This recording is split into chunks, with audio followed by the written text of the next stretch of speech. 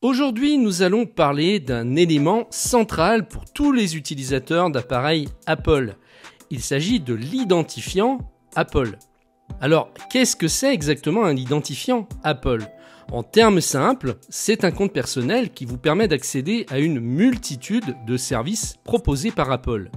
Cet identifiant unique est constitué d'une adresse email et d'un mot de passe que vous choisissez lors de la création de votre compte.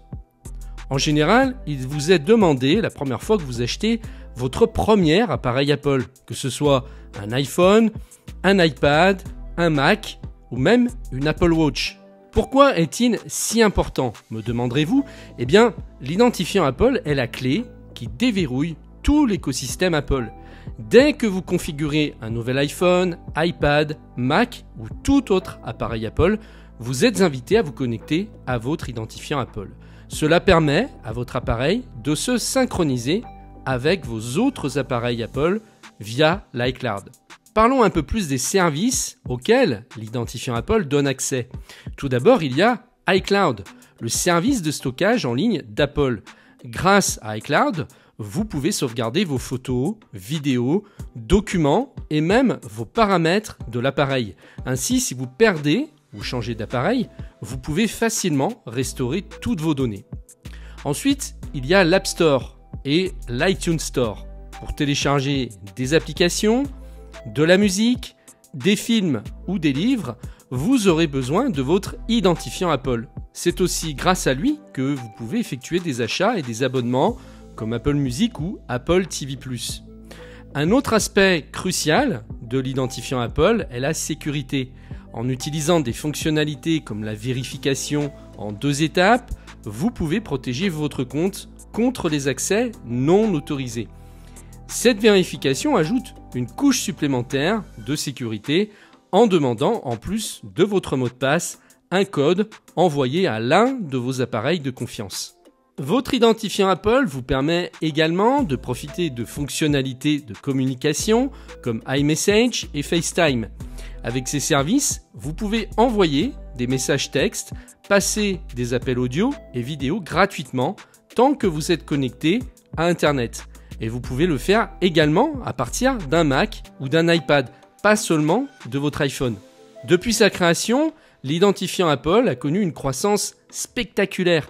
Initialement lancé pour faciliter l'achat de musique sur iTunes, il est devenu un élément central de l'expérience Apple en ligne.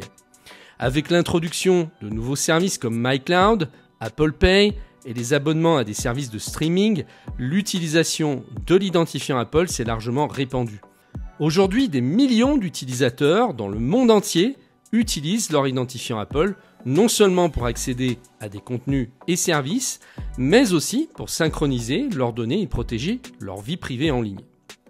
Il est important de ne pas confondre l'identifiant Apple avec le mot de passe de la session d'un Mac.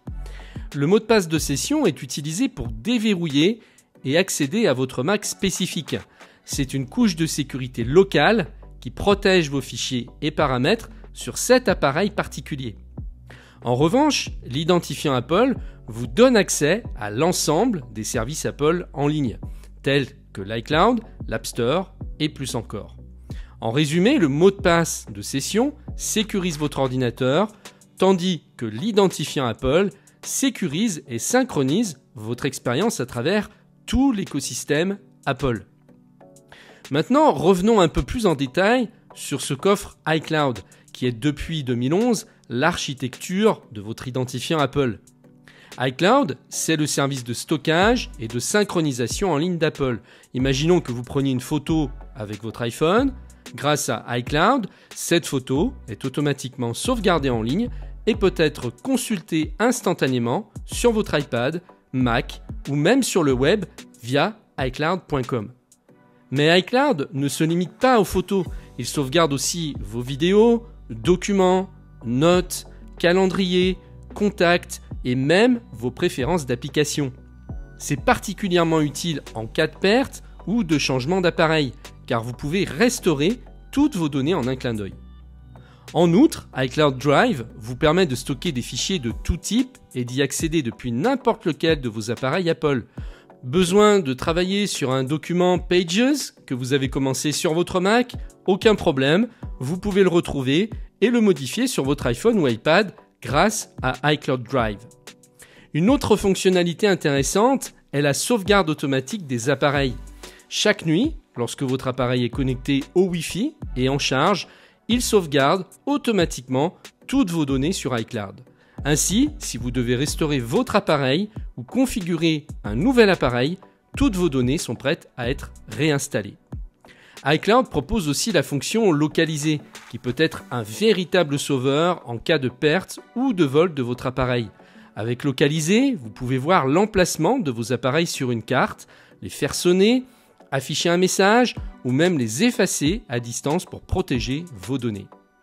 En résumé, iCloud joue un rôle crucial dans l'écosystème Apple en assurant la sauvegarde et la synchronisation de vos données et en vous offrant des outils de collaboration et de sécurité. C'est grâce à iCloud que votre expérience avec les produits Apple est aussi fluide et intégrée. Voilà, j'espère que cette explication vous a éclairé sur ce qu'est l'identifiant Apple et pourquoi il est indispensable. Pour ceux qui souhaitent aller plus loin, sachez que j'ai réalisé un tutoriel qui vous montre tout cela en détail. Je filme mon écran et je vous explique ce qu'est l'identifiant Apple et où faire vos réglages pour qu'il réponde à vos besoins spécifiques.